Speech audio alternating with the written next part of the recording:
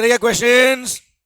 पक्का? ओके तो सर आइए मालिक, सर लेवी ऑफ जीएसटी जो चैप्टर नंबर 1 हमने पढ़ लिया, देखते हैं सर आपसे क्वेश्चन हो पाते हैं कि नहीं हो पाते। अच्छा, सबसे पहले क्वेश्चन शुरू करने से पहले मैं आपको बता देता हूं कि अपना जो क्वेश्चनर बुक है it covers all the questions of the ICSE study materials.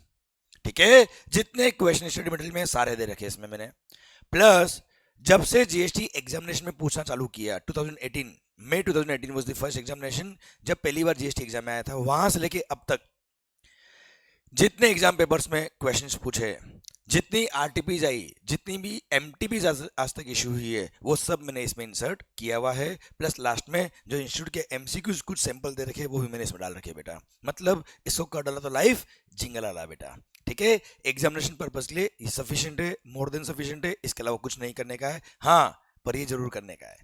Okay sir, दूसरी बात ध्यान रखिए आप सर कितने भी क्वेश्चंस कर लो आप, बात को ध्यान रखना है, कितने भी क्वेश्चंस कर लो, अगर कॉन्सेप्ट नहीं आता तो कुछ भी नहीं आएगा सर। समझे मेरी बात आप? क्लियर? मैं अगेन देखो, अब मेरी खुद की क्वेश्चनर बुक चलती है, पर फिर भी मैं ये नहीं कहूंगा कि केवल इस क्वेश्चनर बुक में से ही क्वेश्चन आएंगे सर। समझे मेरी बात? दीज आर सिंपल क्वेश्चंस कि अब तक एग्जाम में इस तरह के क्वेश्चन आए हैं, अब तक आरटीबी इस तरह से पूछती गई है, अब तक स्टडी मटेरियल में इतने क्वेश्चन ये आए हैं बेटा। हाँ है ना? जरूरी नहीं कि इसी ये फाइनल के अंदर वही क्वेश्चन आपके एग्जाम में आएंगे बेटा। आगे बहुत अच्छी बात है सर, पर हम तैयारी करें जीत की, जरूरी नहीं कि यही क्वेश्चन आएंगे, बीकॉम नहीं पढ़ रहे हम लोग। ओके, एंड विश करें कि सर अच्छा एक क्वेश्चन बने, अच्छे क्वेश्चन बनेंगे तो आपके अच्छे आंसर आएंगे, और जिसने अच्छे से पढ़ा है 100% सक्सेस उसको मिलने वाली बेटा।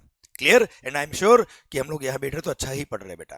ओके, आइए बच्चों देखते हैं सेक्शन नंबर ए। मैंने क्या किया है, बुक के अंदर 2-3 सेक्शन डिवाइड किए। सेक्शन ए में डाला है क्या, जितने भी स्टडी मटेरियल के क्वेश्चन है। आओ बच्चों, आईसीआई स्टडी मटेरियल क्वेश्चंस। सबसे पहला क्वेश्चन, सत्यमेव जयते, नाम सुना आपने बेटा?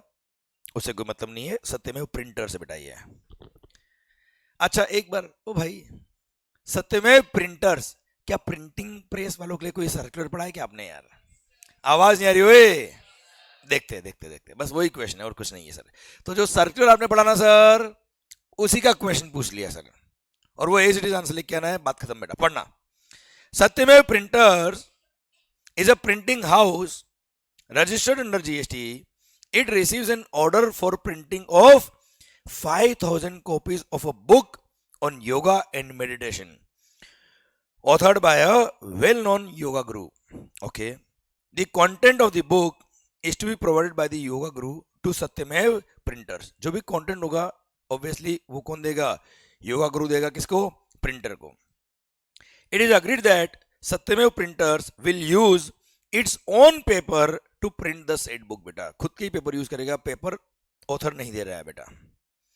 You are required to determine the rate of GST applicable on supply of printed books by Satyamev printers, assuming that the rate of GST on the service is 18%, whereas the rate of GST applicable on supply of goods is 12%. आपको determine करना है कि क्या rate से tax लगेगा बच्चों। अब सुनो बच्चों, भाइयों, आई थिंक क्वेश्चन पढ़ते पढ़ते दिमाग में आंसर आ गया है बेटा आपके।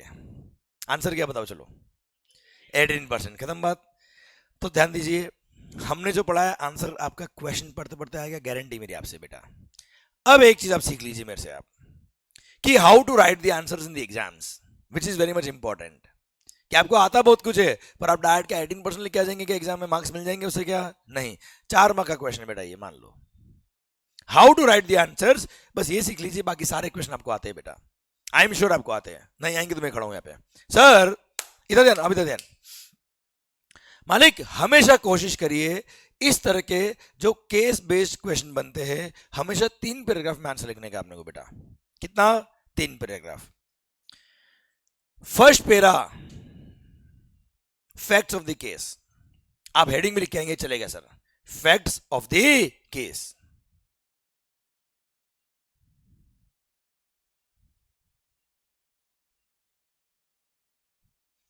अरे clear?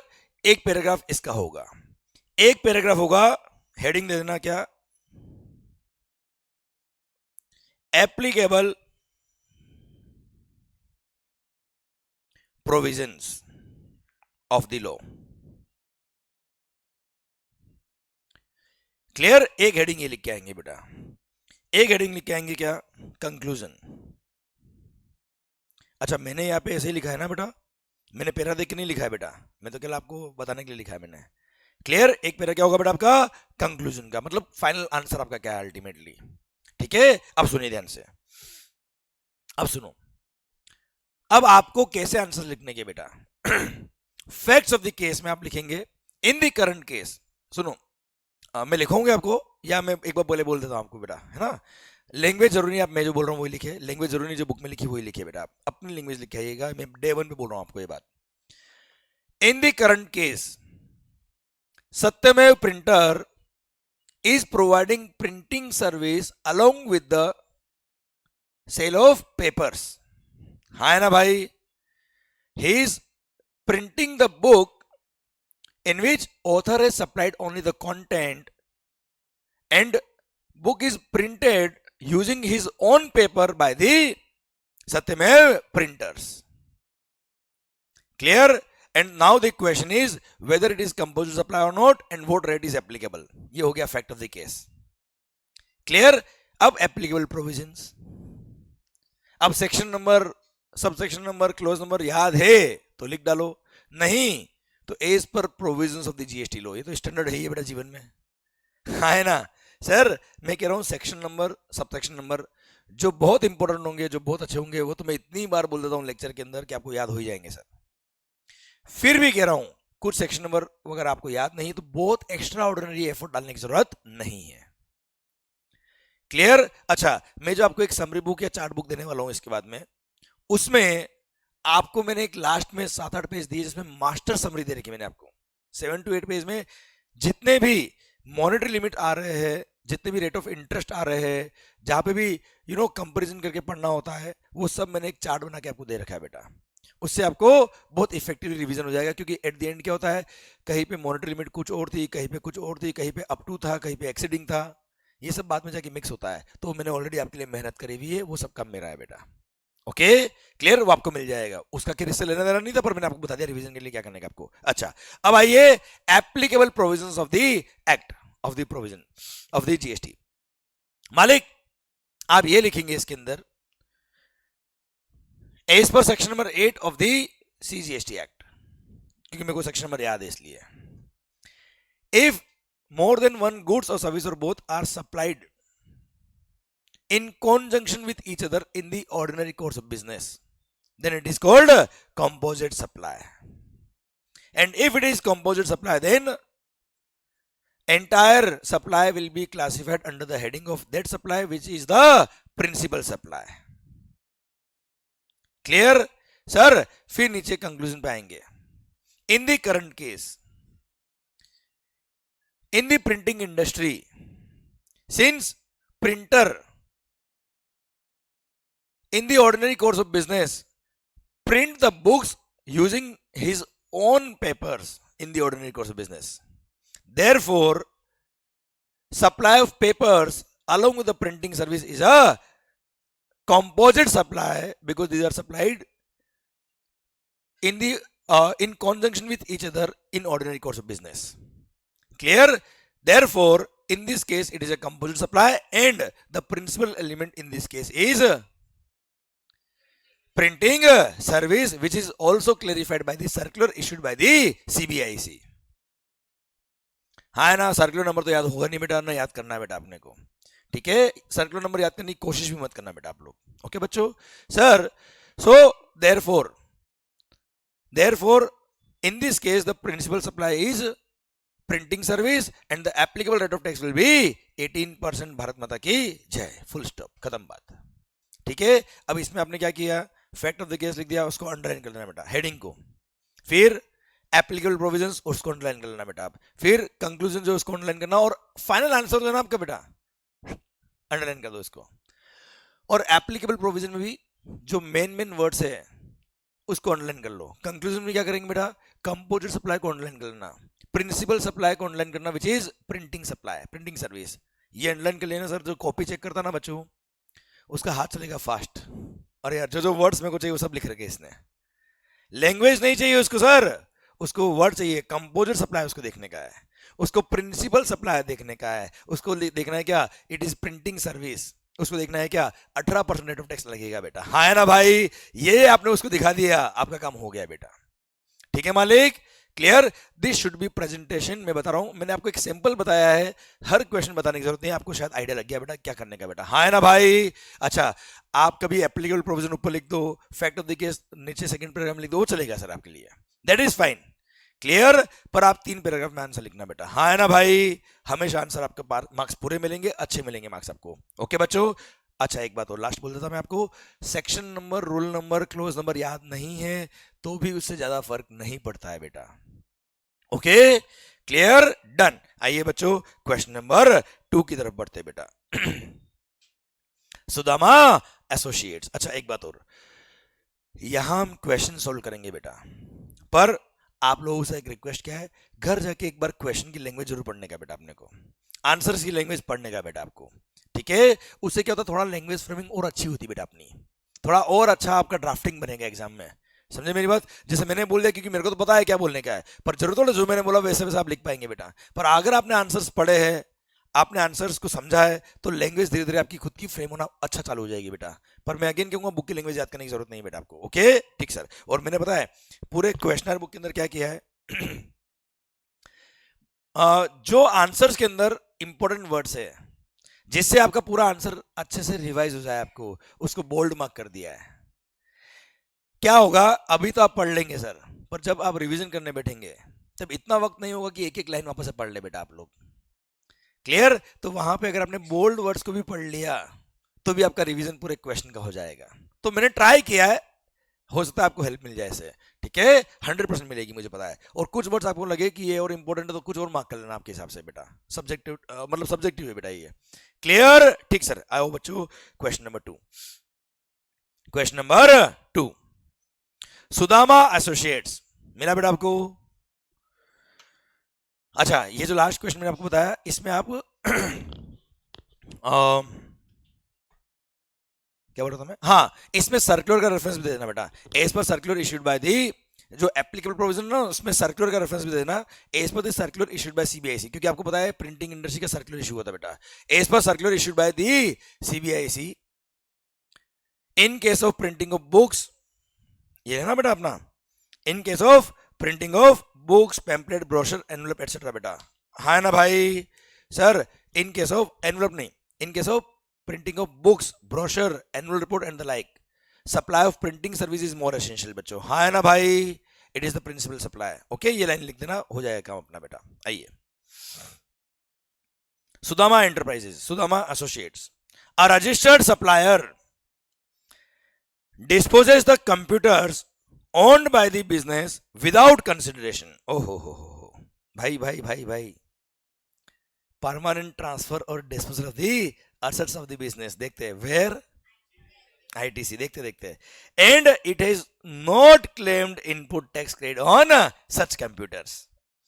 Examine whether disposal of computer by Sudama Associates qualifies as deemed supply under schedule number 1 or not. It is not supply at all. Very good बेटा, हाँ है ना, लॉजिक क्या, आंसर क्या है इसका बेटा, यस, ये लिख के आएंगे बेटा, एज पर schedule 1 para number 1,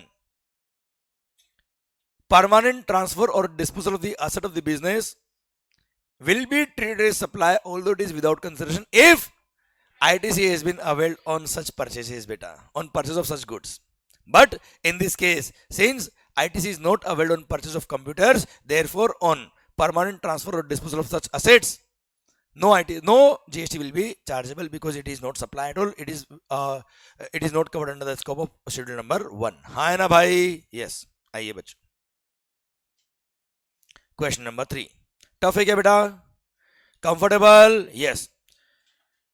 Vikramaditya is a salaried employee and is planning to do trading in the stock market, for which he has opened a trading account with the Vadya brokers. Very good. During the month, Vikramaditya undertook future contracts without the physical delivery option, okay, but are cash settled on the expiry of the contract date, ठीक है साहब, amounting to rupees 35 lakh, Vikramaditya needs your advice whether such future contract undertaken by him amount to supply and are whether they are liable to GST or not. आप मुझे बताओ इसने क्या किया है सर? फ्यूचर परचेज किए है. Future जो परचेज किए वो क्या होता है बेटा? Securities. And sir the definition of the goods and definition of service exclude security. बस आपको इतना लिखना है, पूरा गुड्स का डेफिनेशन नहीं लिख के आने का है, पूरा सर्विस का डेफिनेशन लिख के नहीं आने का बेटा. एज पर the definition of the goods and services इतना लिखिए आप. एज पर the definition of the goods and services given under the GST law, securities have been excluded from the definition of the goods and services. Securities are not goods or services, neither goods nor services. Therefore, in this particular case, the future transaction, which is the transaction of securities, will not be chargeable to GST. No GST is paid बेटा. हाँ है ना भाई, no GST is payable बच्चों. Clear? Done. कोई खास बात? ठीक है sir. Angad private limited is engaged in the business of distribution of construction material supply करता है. As an incentive Angad private limited pays an amount of ₹75,000 to its employees upon achieving a specified sales target. उसने एक particular sales target achieve किया, उसको ₹75,000 अपने employ को उसने incentive दिया है. The incentive is part of the salary of the employees. वाह भाई वाह, बात ही खत्म हो गई सर. आगे clear. And applicable tax is deducted at source as पर the relevant income tax provisions. Salary वाला टीडीएस काट लिया बेटा. Angad private limited is of the view that GST is not leviable on such incentive pay to the employee. Whether view taken by Angad private limited is correct? Answer नहीं आ रही है ओए? पक्का? Yes, the view taken by him is correct because schedule number 3 para number 1 बोलता है क्या? Supply of services by an employee for his employer in the course of or in relation to his employment is neither supply of goods nor supply of services. इसलिए salary पे GST नहीं लगता. And the incentive of ₹75,000 which is paid to the employee is part and parcel of salary only in the course of employment only. Therefore it is not chargeable to GST. आया मजा? ठीक है. अच्छा बच्चों ध्यान दीजिए, ये पढ़ के आपको केवल ये आइडिया लेना है कि हमने जो पढ़ा उसके क्वेश्चन कैसे बन सकते हैं सर. ठीक है सर, जरूरी इनके क्वेश्चन बने बेटा. आपको आइडिया लग जाएगा क्वेश्चन करने के बाद कि किस तरह से क्वेश्चन एग्जाम में आ सकते हैं. Nandishwar manufacturers sends certain category of yarn for processing to the job worker. Okay. The job worker, चलो एक बार पहले मैं बता दूं आपको बेटा, एक एग्जांपल देता हूं पहले जॉब वर्कर का बेटा, मैं फिर पढ़ना अपना समझ में आएगा. आपने कभी शर्ट स्टिच करवाया बेटा? कपड़े सिलवाए क्या टेलर से बेटा? रेडीमेड ही लाए बेटा. ओके. मान लो आप टेलर के पास गए और शर्ट आपने स्टिच करवाया, तो वो क्या करेगा? पहले आपसे कपड़ा लेगा बेटा, आप कपड़ा उसको देंगे ना यार, फिर वो क्या करेगा? वो मेजरमेंट लेगा एंड उसके बाद स्टिचिंग करेगा. जब वो कपड़ा स्टिच करेगा, वो शर्ट जब बनाएगा, उसमें जो धागे लगेंगे सर, जो भी धागे लगने वाले हैं, अरे हाँ है ना भाई, वो किससे लेगा? वो भी क्या आप लाके देते हो क्या उसको? जो बटन लगते हैं क्या वो भी आपने लाके दिए क्या? वो तो उसने खुद ने यूज किया ना यार बेटा. अब आप मुझे बताओ सर, उसने ₹500 चार्ज किया, मान लो कितना चार्ज किया बेटा? किसके लिए? For stitching of the shirt. बताओ, वो ₹500 जो उसने चार्ज किए हैं, कपड़ा आपने दिया है, treatment on goods of somebody else बेटा. बताओ ये सप्लाई ऑफ गुड्स है कि सप्लाई ऑफ सर्विस है बेटा? सप्लाई ऑफ सर्विस है. अब इसमें भले ही बटन कुछ धागे वगैरह उसने खुद की यूज किए, इट डजंट मीन कि ये सप्लाई ऑफ गुड्स है. It's a composite supply sir. और प्रिंसिपल एलिमेंट क्या है? Supply of job work service. इसलिए जॉब वर्क सर्विस में इसको क्लासिफाई करेंगे. भारत माता की जय. हाँ है ना भाई? याद है schedule 2 para number 2 sir, para number 2 जिसने बोला है क्या? It is supply of service. Para number 3 I think, para number 3 जिसने बोला है क्या? ये सप्लाई ऑफ सर्विस है बेटा. क्लियर? डन. पढ़ लीजिए एक बार इसको. क्वेश्चन पढ़िएगा बेटा. Nandishwar manufacturers sends a certain category of yarn for processing to the job worker. The job worker undertakes the processing work on the yarn as per the requirement of Nandishwar manufacturers. During the process, the job worker uses his own material also. Job worker ने कुछ material खुद का भी use किया बेटा. The processed yarn is sold by the Nandishwar manufacturer directly from the job worker premises. Sir आपने कपड़ा बना दिया, उसको प्रोसेस कर दिया, एंड जो आपका प्रिंसिपल था उसने बोला एक काम कर डायरेक्ट यहां पे भेज दे. आपने भेज दिया बेटा वहां पे, हाँ है ना. Balance quantity of yarn and waste material is sent by the job worker to the Nandishwar manufacturer. ठीक है सर, बचा हुआ माल उसने क्या कर दिया, वापस से भेज दिया किसको, प्रिंसिपल को, who is the Nandishwar manufacturer. The job worker is of the opinion that he is using his own material also in the processing, and hence the supply to Nandishwar manufacturer is in the nature of supply of goods as well as services. Do you agree with the opinion of the job worker? No, because sir as per section number 8 it is a composite supply. हाँ ना भाई. और section number 7 subsection 1A ने clearly schedule 2 दिया, और schedule 2 में clearly बोल दिया क्या, एज पर पैरा नंबर 3, अगर आपने किसी और की गुड्स पे कोई प्रोसेस किया है तो it is a supply of service.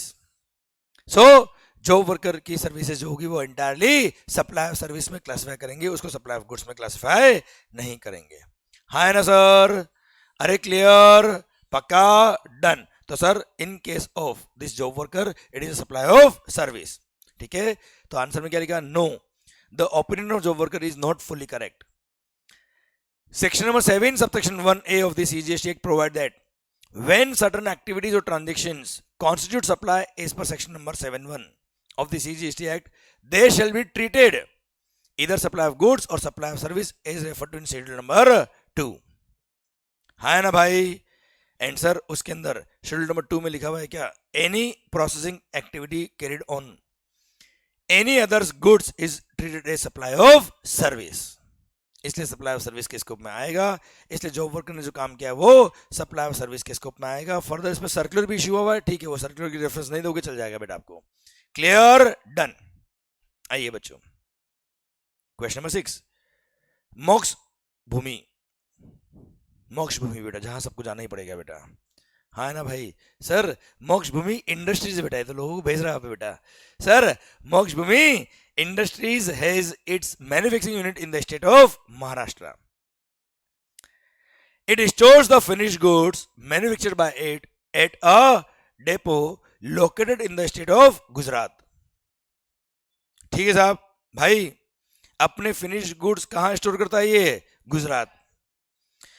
The depot is owned by Punya Bhumi Limited, वाह, a related person of Moksha Bhumi Industries. Punya Bhumi Limited has not charged any consideration from the Moksha Bhumi Industries for usage of depot for storage purpose. Sir, अपना warehouse इसने use करने के लिए दिया without any charge, without any consideration. कौन है, related person है बेटा. Whether storage of goods permitted by Punya Bhumi Limited to Moksha Bhumi Industries qualifies as supply under GST or not बेटा, बताओ मुझे आप लोग. Sir schedule number 1 para number 2 क्या बोलता है, supply of services or goods by person to his related person or a distinct person in the course और furtherance of his business is supply although it is without consideration. और ये warehouse की तरह allow कर देना is in the course of business. Clear. And in the course of business आपने अगर related person को सर्विसेज दी है ऑल्दो विदाउट कंसिडरेशन, ये सप्लाई के स्कोप में आएगा, और सप्लाई के स्कोप में आएगा तो क्या लगेगा, जीएसटी. ओके चलिए सर, कोई टफ पॉइंट. चलिए, Rob Shareholding Limited, an approved intermediary, has entered into an agreement wherein certain securities were to be lent to Dhan Bank, वाह, under the Securities Lending Scheme 1997. भाई security lending scheme याद आया क्या बेटा आपको, वो रिलायंस के शेयर याद आया बेटा, 1 lakh shares. Yes, Dhan Bank shall pay a specified lending fee against such lending of securities to it. Explain the taxability of the transactions involved in security lending scheme 1997 बेटा. तो सर हमने ऑलरेडी पढ़ लिया क्या, अगर आपने सिक्योरिटीज लेंड किया है तो it is not sale of security, आप सिक्योरिटीज बेच नहीं रहे हो बेटा. It is not transfer of securities, it is not disposal of securities, it is just lending of the securities, जिसके लिए लेंडिंग फी अगर लिया है तो it is a service charge. It is not a consideration for sale of security. It is a service charge. It will be chargeable to GST. Further, it is chargeable to GST under reverse charge mechanism, जिसमें recipient liable होता है, जो borrower है वो liable होगा tax पे करने के लिए अंडर RCM, और उस पर IGST लगता है हमेशा. क्या लगता है बच्चा? और अप्रूव्ड इंटरमीडिएट के थ्रू ये ट्रांजेक्शन होता है, उसने जो अपना ब्रोकरेज या कमीशन चार्ज किया होगा उस पर भी GST लगेगा. उसमें ब्रोकर या इंटरमीडिएट जो होगा वो खुद टैक्स पे करेगा अंडर फॉरवर्ड चार्ज मैकेनिज्म. हाँ है ना भाई? चलिए, ब्रोकर अपना CORS लगाएगा बेटा, उसके लिए नहीं बोला कुछ भी. ओके, यस, उसके लिए जो नॉर्मल GST लगता है वो लगेगा बेटा एज पर provisions. Section number 8, sorry, question number 8. Krishnadev is a trader based in India. Ramakrishna, brother of Krishnadev, is located in China and is also engaged in the business of trading of goods. ठीक है sir. सुनो ना, इसको रखना pending. वो पता है schedule 3 के मैंने 3 ट्रांजेक्शन आपको पेंडिंग लिखवाए थे बेटा. ये एक्चुअली उसका क्वेश्चन है बेटा. ठीक है, मैंने पढ़ाया नहीं है, जिस दिन पढ़ाऊंगा उस दिन ऑटोमेटिक हो जाएगा. मतलब ये तो डायरेक्ट लो बेस्ड क्वेश्चन है सर, कोई खास नहीं है. अच्छा, 9th को भी रखिएगा पेंडिंग बेटा. पेंडिंग मतलब अगेन वो शेड्यूल 3 का जो मैंने पॉइंट पेंडिंग लिखवा ना बेटा, वहां से है ये. हाँ, this is a very good question. हाँ बेटा. मिस्टर हैप्पी मिला बच्चों आपको? Mister happy has a huge residential property located at a prime location in Mumbai, Maharashtra. He has, अच्छा सुनो ना, वो तुमको याद है क्या? अगर आपने घर किराया दिया रहने के लिए टू एन अनरजिस्टर्ड पर्सन तो GST एग्जम्प्ट होता है बेटा. याद आया बेटा आपको सर? और मैंने क्या पढ़ा था? टेनेंसी प्रीमियम याद आया क्या बेटा आपको? अगर outgoing tenant tenancy premium charge कर रहा है तो हमेशा GST लगेगा, भले घर हो या कमर्शियल प्रॉपर्टी बेटा. हाँ है ना भाई? पर अगर ऑनर चार्ज कर रहा है तो ऐसे केस में ऑनर अगर इनकमिंग टेनेंट से चार्ज कर रहा है, भले वो पीरियोडिकल रेंट हो गया या टेनेंसी प्रीमियम हो गया, अगर घर के लिए चार्ज किया है फ्रॉम अनरजिस्टर्ड पर्सन तो GST क्या है? एग्जेम्प्ट है, अदरवाइज GST लगता है बच्चों. क्लियर? बस उसी का क्वेश्चन है. लैंग्वेज पढ़ोगे तो क्या आपको अच्छा लगेगा कि हाँ क्वेश्चन कैसे बनते हैं बेटा इसके. ओके, पढ़िए. Mr. Happy has a huge residential property located at a prime location in Mumbai. He has let out the first and second floor to Mr. Peace for residential purposes in April. देख भाई, mister piece को दिया है, घर के लिए दिया है, रहने के लिए दिया है, GST क्या है? Exempt. Mister peace surrenders his tenancy rights to Mr. Sirin for a tenancy premium of rupees 10 lakh on 1st June बेटा. ये भाई साहब ने क्या किया? अप्रैल में घर किराए पे लिया, उसमें से सर उसने उस घर को क्या किया? उसने फर्दर टेनेंसी प्रीमियम चार्ज करके एक इनकमिंग टेनेंट से 10 लाख रुपए टेनेंसी प्रीमियम ले लिया बेटा. किसने लिया? आउटगोइंग टेनेंट ने इनकमिंग टेनेंट से 10 लाख रुपए चार्ज किया एज अ टेनेंसी प्रीमियम, भले वो घर के लिए चार्ज किया. बताओ GST लगेगा कि नहीं लगेगा? आवाज नहीं आ रही ओए? लगेगा. It is supply of service as पर शेड्यूल नंबर 2 पैरा नंबर 2. ये क्या है? सप्लाई ऑफ सर्विस है. आगे पढ़ना. मिस्टर सिरिन has also paid the applicable stamp duty and registration charges on transfer of tenancy rights which has got no relevance while determining whether GST will be charged or not. ये लिख के आना बेटा आपको. Moreover, Mr. Sirin has agreed to pay a monthly rent of rupees 1 lakh to Mr. Happy from June. Mr. Happy was the owner of the property बेटा. उसको घर किराए पे देने के लिए 1 लाख रुपए उसने रेंट दिया, तो उस पर GST क्या हो जाएगा? एग्जेम्प्ट हो जाएगा एज पर मेगा एग्जेम्प्शन लिस्ट, जो हम आगे चैप्टर नंबर 8 में पढ़ने वाले बेटा. ठीक है? Yes. Determine the taxability of the transactions involved in the given case for the month of June, जो हम ऑलरेडी डिटरमाइन कर चुके हैं. क्लियर? पक्का? Yes sir. अरे कुछ समझ में आया कि नहीं आया भाई? हाँ सर.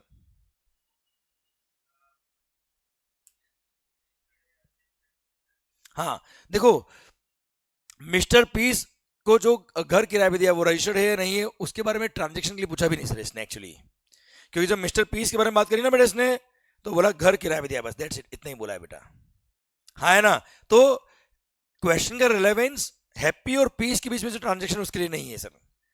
जो इनकमिंग टेनेंट मिस्टर सिरीन आ रहा है उसके लिए क्वेश्चन ने रिलेवेंस पूछा है कि सब जीएसटी लगेगा कि नहीं लगेगा। देखो फिगर्स भी उसके लिए दिए सर, 10 लाख रुपया, 1 लाख रुपया किसके लिए दिया है?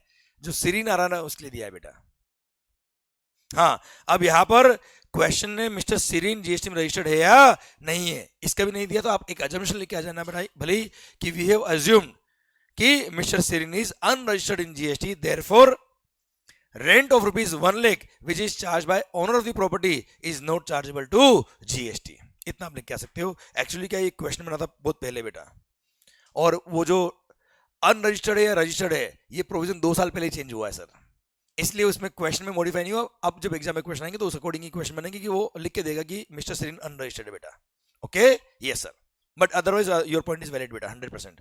ओके, अरे क्लियर है सर? यस, हाँ जी बेटा।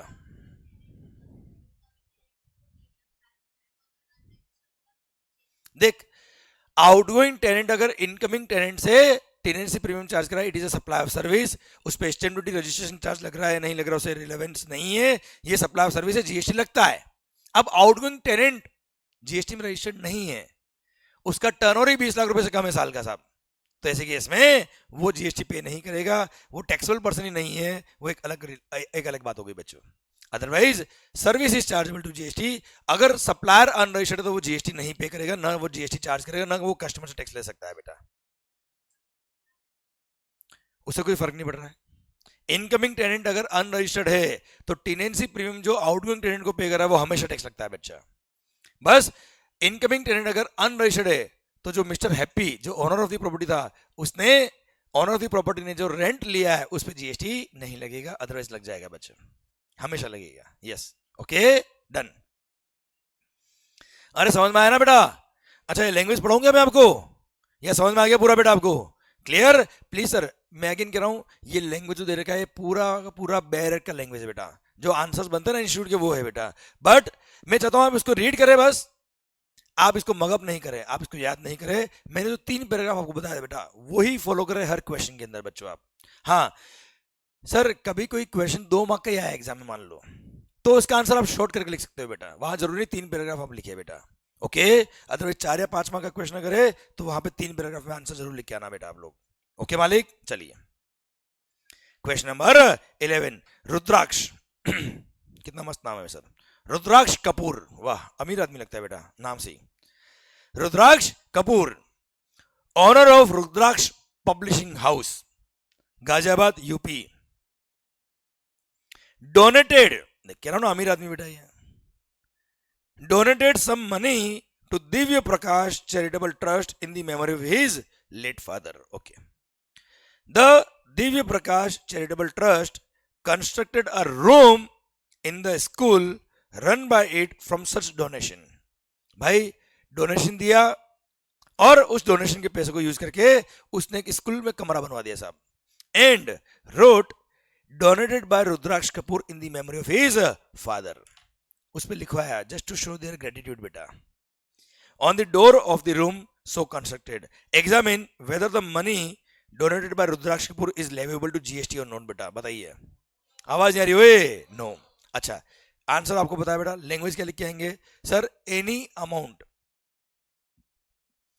which is paid in the form of donation to any charitable institution is not chargeable to GST if first of all if it is not consideration for any activity बेटा, कि भाई that charitable organization is not obligated to publicize your business, वो marketing service नहीं दे रहा है बेटा हाँ है ना, वो वहां पे रूम के बाहर जो नाम लिख रहा है दैट इज जस्ट फिलैंथ्रोपिक बेटा, हाँ है ना भाई सर, ये कोई एडवर्टाइजमेंट नहीं है बेटा, ये जो आप पैसा दे रहे हो दैट इज जस्ट गिफ्ट और डोनेशन, हाँ है ना भाई? क्लियर? समझे? वहां इंटेंशन मार्केटिंग की नहीं है, बिजनेस को प्रमोट नहीं कर रहे हो, तो ऐसे केस में जो चैरिटी को आपने पैसा दिया है it is not chargeable to GST. But in the above question अच्छा ध्यान रखना, जरूरी नहीं कि लैंग्वेज आप एज इट इज लिख के आए बेटा, लैंग्वेज अपनी फॉर्म में लिखेंगे चलेगा, बार बार कहना मैं आपको बेटा, ये मैं इसलिए बोल रहा हूँ कि जब घर जाके पढ़ेंगे तो आपको ऐसा टेंशन नहीं हो जाए कि मेरे को ये लैंग्वेज याद नहीं हो रहा है, लैंग्वेज याद करने का ही नहीं sir. Okay sir, in the above question if Divya Prakash charitable trust had written on the door of the room constructed from the money donated by mister Rudraksh Kapoor in the school run by, क्या लिखा होता, donated by Rudraksh publishing house Ghaziabad UP, उसने उसके business का नाम लिखा होता। Would the given transaction और activity qualify supply? Answer is yes. आपने अपने बिजनेस का नाम डिस्प्ले करवाया है, मतलब इनडायरेक्टली या डायरेक्टली, सर ये जो चैरिटेबल ऑर्गेनाइजेशन है वो आपको क्या कर रहा है, मार्केटिंग सर्विस दे रहा है, वो एक एडवर्टाइजमेंट कर रहा है, किसके लिए, आपके बिजनेस के लिए, then yes it will be chargeable to GST. It is not donation, it is a consideration in lieu of advertisement और मार्केटिंग, इसलिए it will be chargeable to GST. हाँ है ना भाई? तो केस नंबर ए में तो it is not leviable to GST. Case number 2 में since it is aimed at advertising or promoting the business therefore it is a consideration और yes it will be chargeable to GST. हाँ है ना भाई? Yes. आओ बच्चों, question number 12।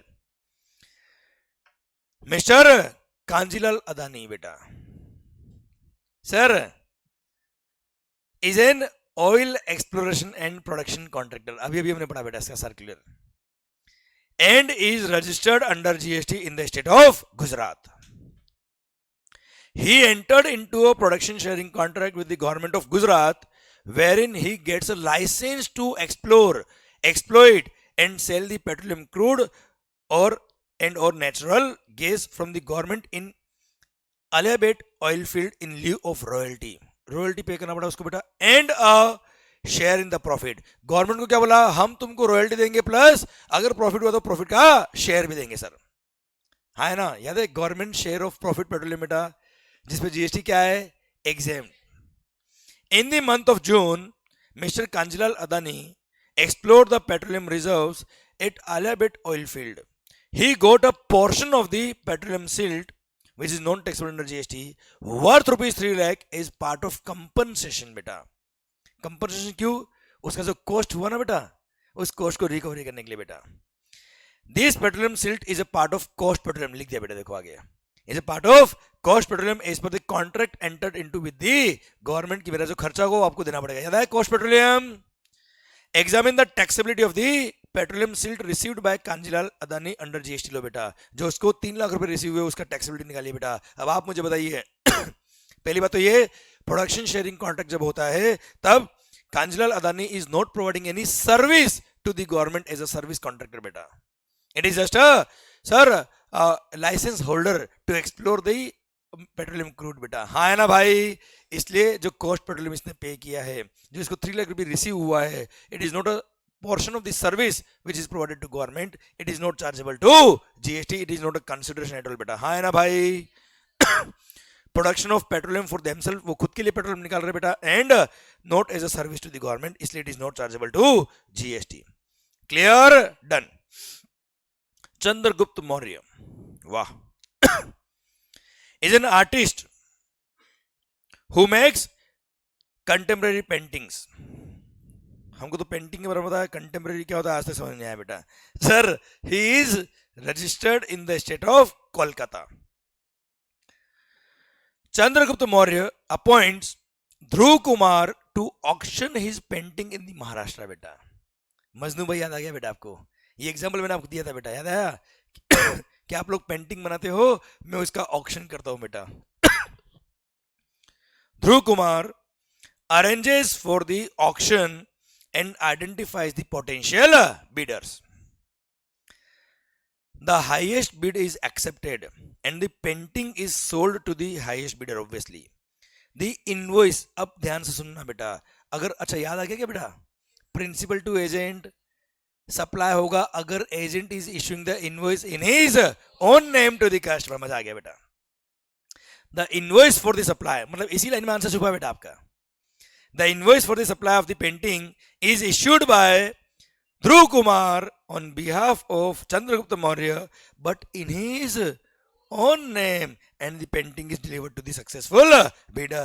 Sir, examine whether Dhruv Kumar can be considered as an agent of the Chandragupta Maurya under para number 3 of the Schedule 1 of the CGST Act. Answer क्या है? Yes.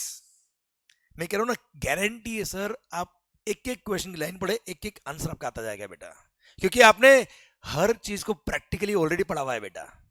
होता क्या है पता है, एग्जाम में गलती क्या होती है बच्चों से, सर उन्होंने क्या किया, बहुत सारे बच्चे क्या करते हैं, डाट बुक उठाते हैं और शेड्यूल 1 के चारों पैरा याद कर लिए बेटा। अब याद तो कर लिए, उसको अप्लाई करना नहीं आ पा रहा है सर। आपके केस में क्या है सर, जितने पॉइंट आपने पढ़े सर, जितने पॉइंट आपने क्या किया, हर केस ऑलरेडी आपको लग रहा है क्या पढ़ा हुआ था मेरा तो सर, ये केवल थ्योरी फॉर्म में इन्होंने पूछ लिया है और थ्योरी फॉर्म में आंसर लिखने का है बेटा। समझे मेरी बात? सो ये डिफरेंशिएटिंग पॉइंट हो जाएगा आपके लिए, जब भी एग्जाम में आप, मैं कह रहा हूं कोई भी क्वेश्चन हो आएगा, आंसर आप आराम से लिख पाएंगे, बस लैंग्वेज से थोड़ा ध्यान रखिएगा बेटा आप लोग। ओके चलिए सेक्शन नंबर बी, हमने स्टडी मटेरियल के सारे क्वेश्चन कर लिए। Additional questions for practice, ICI past exam papers, MTPs and RTPs.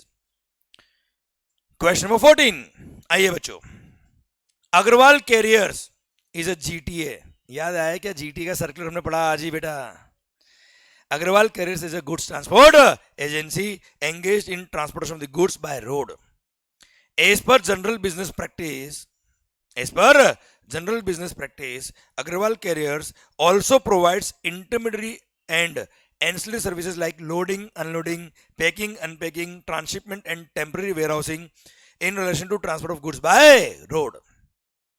With reference to the provisions of the GST law, analyze whether such services are to be treated as part of GTA service, being a composite supply or as a separate supply. बताओ क्या करने का बेटा, as a composite supply मानेंगे, हमने already circular पढ़ा, उसकी language लेके आ जाना बच्चा आप लोग, ठीक है। और entire service will be classified under the heading of GTA service, और जीटीए के प्रोविजन लेंगे, भले ही उसने सेपरेट बिल लिखा हो, सेम बिल लिखा हो, सेपरेट अमाउंट लिखा, हमें मतलब नहीं है। हाँ, अगर ट्रांसपोर्टर ने in the course of transportation ये सर्विस नहीं दी होती, किसी और ने दी होती बेटा, as a service, as a separate service contract, तो बात अलग होती, अदरवाइज तो ये जीटीए सर्विस में ही क्लासिफाई होगा as a composite supply.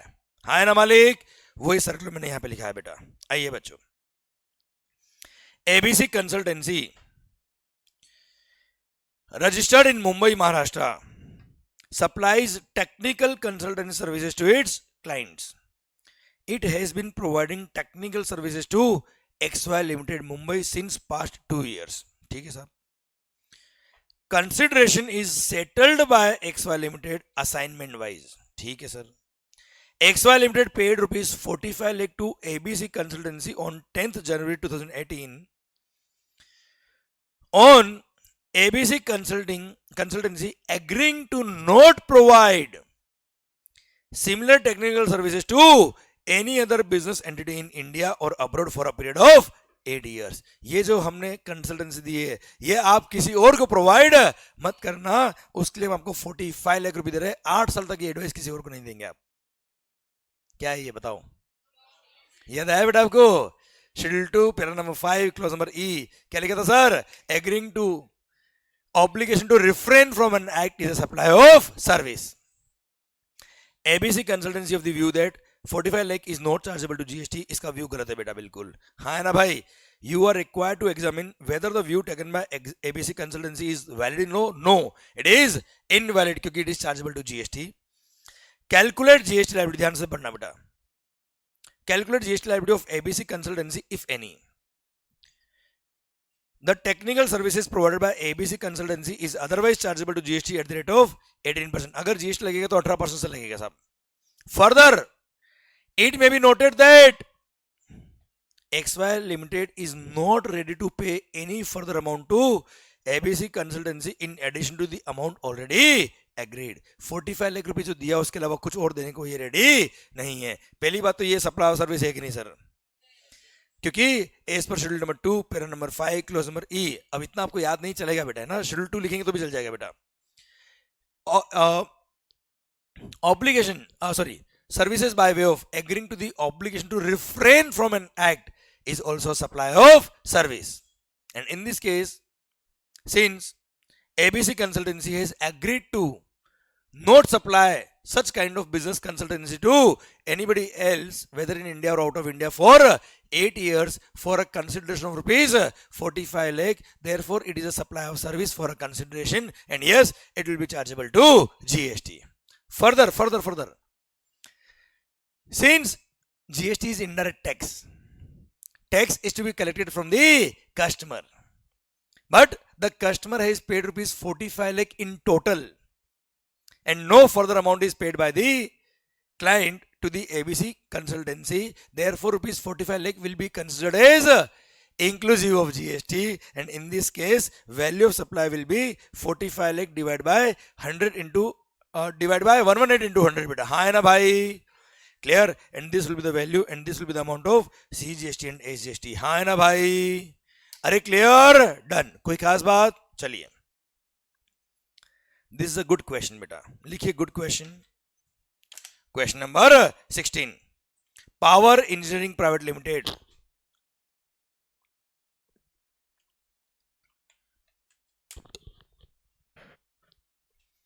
Power Engineering Private Limited. A registered supplier is engaged in providing expert maintenance and repair services. अच्छा चलो तुम्हें थोड़ा आइडिया दे दूंगा इसके बारे में. पहले पता हम क्या करते हैं? बड़े बड़े पावर प्लांट की रिपेयरिंग करते हैं, बड़ी बड़ी फैक्ट्रीज का रिपेयरिंग करते हैं. याद आया क्या बेटा? हमने क्या किया हुआ है सर? ट्रक बनाई हुई है इस तरह की जिसपे हमने मशीन इंस्टॉल करी हुई है, तो मशीन ऑन द व्हील. याद आया बेटा? वो लेके हम क्लाइंट लोकेशन जाते हैं और वहां जाके रिपेयरिंग करके आ जाते हैं बच्चों. याद आया बेटा पॉइंट? सर्कुलर याद आया बेटा? तो truck is not supply, truck is not supply, पर रिपेयरिंग चार्जेस हमने लिए, वो रिपेयरिंग चार्ज पे जीएसटी लगेगा. हाँ है ना भाई? और यही सर हमने हमारी ब्रांच पे वो ट्रक भेजी हुई थी बेटा, तो क्या ट्रक सप्लाई हो गया क्या बेटा? नहीं सर. डिस्टिंक्ट पर्सन को अगर गुड्स सप्लाई करते हो तो सप्लाई के स्कोप में आता है. मोड ऑफ कन्वेंस यूज किया just to transport the goods is not supply at all. हाँ, उस ट्रक में जो आइटम्स है, जो कंज्यूमेबल है, जो वापस नहीं आएंगे, केवल आइटम और कंज्यूमेबल सप्लाई के स्कोप में आ जाएंगे डिस्टिंक्ट पर्सन को जब भेजा था बेटा. हाँ है ना मालिक? यस. देखना ध्यान से. अब पढ़े इस क्वेश्चन को, पूरा क्वेश्चन आराम से हो जाएगा बेटा. अभी देखना. Power engineering private limited, a registered supplier, is engaged in providing expert maintenance and repair services for large power plants that are in the nature of immovable property situated all over India. The company has its head office at Bengaluru, Karnataka, and branch offices in other states. The work is done in the following manner beta. The company has a self-contained mobile workshop. Mobile workshop मतलब mobile का repairing करते हैं ना बेटा? नहीं रे, movable है बेटा. हाँ है ना भाई? Truck which are container trucks fitted out for carrying out the repairs. The trucks are equipped with items like repair equipments, consumables, tools, parts, etc. to handle a wide variety of repairing work. ठीक है sir, truck पे सब कुछ हमने install किया हुआ है सब. The truck is sent to the client location for carrying out the repair work.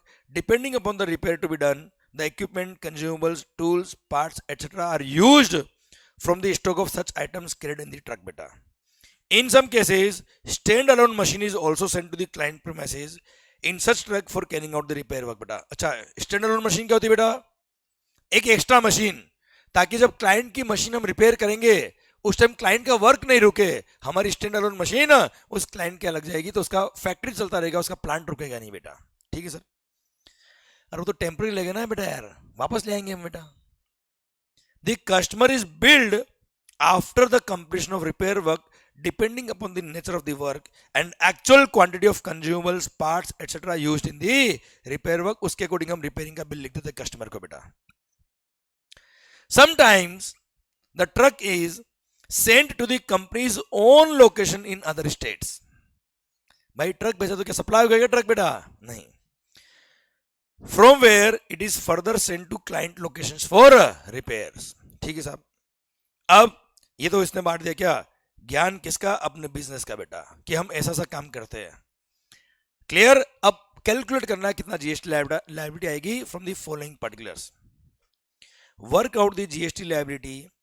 CGST है या SGST है, CGST एंड SGST है या IGST है, एज द केस में B, of power engineering private limited Bengaluru on the basis of the facts as described, read with the following data for the month of सितंबर 2018. ए अच्छा एक minute, एक बार ये जो टेबल है उसके लास्ट में देख लीजिए कुछ लिखा है क्या एडिशनल इन्फॉर्मेशन, ताकि एक एक पॉइंट को हम सोल्व करते जाएंगे साथ साथ बेटा. लास्ट लाइन पढ़ो, you are required to make suitable assumption wherever necessary. ठीक है साहब, कर लेंगे अजम्पशन हम। अब बॉक्स के नीचे देखो क्या लिखा है, also specify the documents if any which need to be issued by power engineering private limited Bengaluru for the above transactions. All the given amounts are exclusive of GST wherever applicable. Assume the rates of GST to be as under. Item used for repairs 6 और IGST कितना है 12। Container truck और standard on machine का rate कितना है बेटा 2.5% और 5%। Work contract services for repair maintenance of immovable property, क्योंकि plant and machinery are immovable properties बेटा। सर उसकी रिपेयरिंग के लिए जो वर्क्स कॉन्ट्रैक्ट का आपने काम किया है उस पर रेट ऑफ टैक्स कितना है 9, 9 एंड 18% रेस्पेक्टिवली बच्चों। यस या नो? चलिए, ए पॉइंट बोलता है क्या, truck sent to own location in Tamil Nadu बेटा। अच्छा हम कहा है, हम कहा है, हम कहा है बेंगलुरु कर्नाटका बेटा।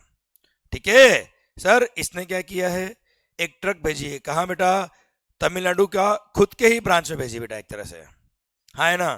Value of items content in the truck is rupees 3 lakh and value of truck is rupees 25 lakh. बताओ सप्लाई के स्कोप में आएगा क्या?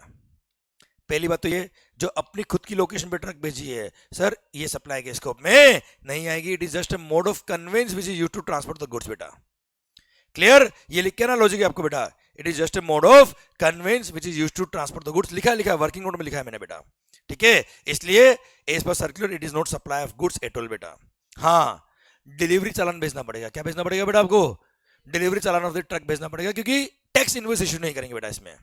पर जो आइटम्स भेजे आपने जो ट्रक में है बेटा, 2000 कंज्यूमेबल्स, क्या है बेटा वो, और वो आइटम वापस नहीं आएंगे। तो सर अगर आपने अपनी लोकेशन पे तमिलनाडु में आपने अगर आइटम्स भेजे हैं ट्रक के अंदर, तो items are since consumable in nature, वो वापस नहीं आने वाले, इसलिए आइटम इज सप्लाई, और सप्लाई किसको में आएगा तो इस पे जीएसटी लगेगा। ऐसा मानेंगे कि आपने बेंगलुरु वाली ब्रांच से तमिलनाडु वाली ब्रांच को, since those are distinct person although it is without consideration, फिर भी आपको सप्लाई मानेंगे, क्योंकि शेड्यूल 1 याद है बेटा आपको?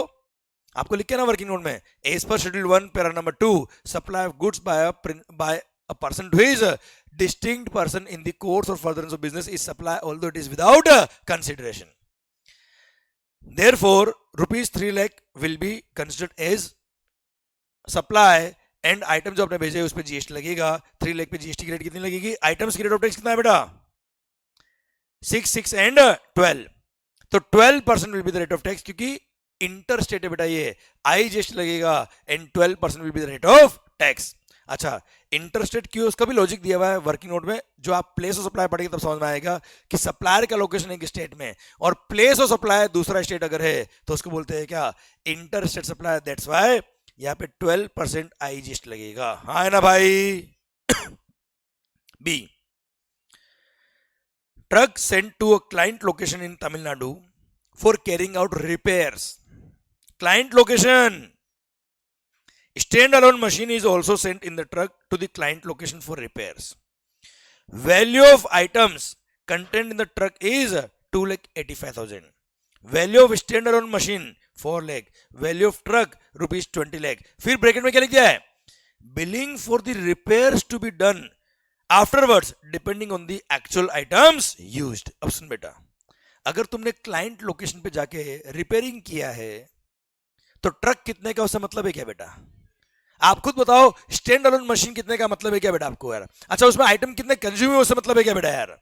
आपने क्या किया, रिपेयरिंग का बिल लिखा होगा बेटा। अब रिपेयरिंग के बिल के अंदर आपका आइटम कंज्यूम भी आ गया होगा बच्चों। तो sir while doing repairing of machinery of client, अगर कुछ मटेरियल भी कंज्यूम हुआ है तो it's part and parcel of composite supply, तो entire service will be classified under the heading of works contract. क्योंकि आपको पता है क्या, इमूवेबल प्रॉपर्टी के केस में अगर आप उसका रिपेयर मेंटेनेंस करते हो इंक्लूडिंग मटेरियल्स यूज्ड, तो it is called works contract and it is supply of service, हाँ है ना। अच्छा, हम कहा है बेंगलुरु के अंदर, ये क्लाइंट का है तमिलनाडु, इंटरस्टेट सप्लाई होगा, आईजीएसटी लगेगा। और यहां देखिए पॉइंट नंबर डी देखिए बेटा पहले आप, the invoice raised for the repair work carried out in Tamil Nadu including invoice for repair done in B point बेटा, जो B point का जो काम किया ना बेटा वो भी इसमें इंक्लूडेड है, और रिपेयरिंग का बिल था कितना, 70 लाख रुपए का टोटल मिला के बेटा। तो बताओ 70 lakh is a supply of service, with service works contract service, और 18% क्या लगेगा, आईजीएसटी। कोई डाउट, आवाज नहीं आ रही हुई? अरे क्लियर मालिक? यस। आइए पॉइंट नंबर सी देखिए बेटा आप।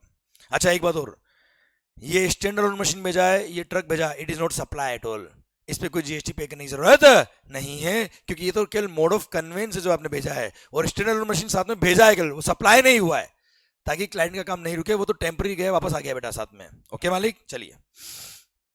अच्छा, जिन सप्लाईज पे जीएसटी लगता है वहां तो टैक्स इनवॉइस इश्यू करेंगे, और जिन सप्लाईज पे जीएसटी नहीं लगता वहां डिलीवरी चालान इश्यू होता है। क्या इश्यू होता है बेटा, डिलीवरी चालान। ये एक्चुअली टैक्स इनवॉइस चैप्टर जब पढ़ेंगे बेटा वहां पे आएगा, डिलीवरी चालान क्या होता है, टैक्स इनवॉइस क्या होता है, तब बात करेंगे, पर ये क्वेश्चन में पूछा है इसलिए मैंने बता दिया आपको बेटा। आइए point number C, truck send to a client location in Karnataka. Karnataka मतलब हम भी तो बेंगलुरु कर्नाटका में ही है यार। For carrying out the repairs, value of items contain in truck is 1,06,000, value of truck ₹20 lakh, billing for the repairs to be done afterwards depending upon the actual items used. अब point number E देख लीजिए बेटा इसका, invoices raised for repair work carried out within the Karnataka including the invoice for repair work done in C, कितना, 12 लाख। तो sir इसके case में पूरे 12 लाख पे क्या लगेगा, वर्क्स कॉन्ट्रैक्ट सर्विस का रेट ऑफ टैक्स लगेगा, विच इज 9% सीजीएसटी, 9% एसजीएसटी। हाँ है ना मालिक? अरे क्लियर, डन, समझे? ये ट्रक की वैल्यू पे जीएसटी पे करने की जरूरत है क्या बेटा आपको? ये आइटम्स पे अलग से जीएसटी पे करने की जरूरत है क्या आपको? नहीं। ओके, खत्म, क्वेश्चन खत्म हो गया बेटा आपका। देख लीजिए आंसर के अंदर, जो हमने हमारी ब्रांच पे आइटम भेजे थे उस पे 12% जीएसटी लग गया बेटा केवल, और यहां पे देखिए ट्रक वगैरह पे कोई जीएसटी नहीं है, सिंपली डायरेक्टली क्या किया, तमिलनाडु में जो रिपेयरिंग का काम किया उसके लिए आई जीएसटी लगाया 18%, और विद इन कर्नाटका जो काम किया उस पर C+S लगाया कितना, 99% बेटा। हाँ है ना मालिक? क्लियर। बाकी सारे वर्किंग नोट दे रखे आपको डिटेल के अंदर कि इंटरस्टेट सप्लाई क्या होता है, प्लेस ऑफ सप्लाई क्या होगा, वो सब कुछ डिफाइन करके दे रखे है बेटा आपको। ठीक है मालिक? चलो आइए बच्चों, question number 17। Mister Rajesh Surana, कितने क्वेश्चन टोटल बेटा? ठीक है ठीक है ठीक है, जल्दी हो जाएंगे बेटा। ब्रेक लेना है क्या पहले बेटा आपको? नहीं, कल 15 मिनट लगेंगे सर। ओके चलिए, mister Rajesh Surana has a proprietorship firm in the name of Surana and sons in Jaipur. ठीक है मालिक। The firm registered under GST in the state of Rajasthan, manufactures taxable product बेटा। ठीक है। The firm also provides taxable consultancy services. बहुत अच्छा काम है बेटा ये, very good. Mr. Rajesh Surana has provided consultancy services to his brother Mr. Akhilesh Surana located in USA without any consideration. The product manufactured by Mr. Akhilesh are similar to the ones provided by Mr. Rajesh Surana बेटा। मतलब अखिलेश भाई खुद के product बनाते बेटा वहां पे, तो क्या वो डिपेंडेंट है क्या? क्या वो डिपेंडेंट है क्या? अगर भाई डिपेंडेंट नहीं मतलब रिलेटेड नहीं। Mister Surana charges ₹3 lakh for providing similar consultant services to other independent customers located in USA. दूसरे अगर लोग होते तो उनसे 3 लाख रुपए चार्ज करता, भाई से कुछ चार्ज नहीं किया है। अभी भी थोड़ी इंसानियत है लोगों में। Compute the GST liability if any in the given case assuming the rate of CGST, SGST and IGST to be 9, 9 and 18% respectively. Sir, supply of goods or service or both by a person to his related person in the course or furtherance of business, वो supply होता है although it is without consideration, पर भाई related तभी होता है जब वो dependent होता है बेटा, इसलिए रिलेटेड पर्सन के स्कोप में नहीं आएगा। और रिलेटेड पर्सन के स्कोप में नहीं आएगा मतलब इनके बीच सप्लाई ही नहीं है, क्योंकि ये सप्लाई की डेफिनेशन में कवर नहीं हो रहा है, and no GST is chargeable in this particular case बेटा। Clear, done. 18th date. अच्छा देख रहे हो आप, ये पास्ट एग्जाम के क्वेश्चंस, आरटीपी एमटीपी क्वेश्चंस बेचा।